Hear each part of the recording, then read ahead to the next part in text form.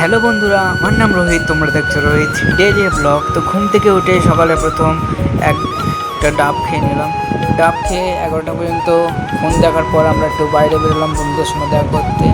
এসে দেখি বন্ধুরা দাঁড়িয়ে আছে বাইরে, আমাদের এখানে এই জায়গাটাকে আমার। তারপরে দুপুরবেলা বাড়ি চলে আসলাম, বিকেলে দাদাকে বাড়ি ছাড়তে হবে, তাই দুপুরে লাঞ্চ করে বিকেলে ফের রেডি হয়ে বেরিয়ে গেলাম ওকে বাড়ি ছাড়ার জন্য।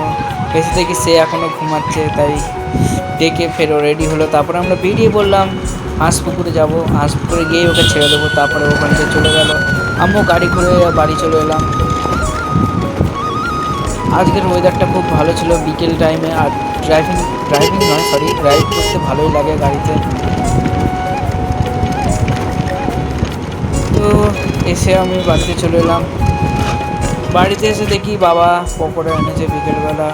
তো আমি পকোড়া খেতে থাকি। তোমরা আমার চ্যানেলকে সাবস্ক্রাইব ও লাইক করবে। টাটা।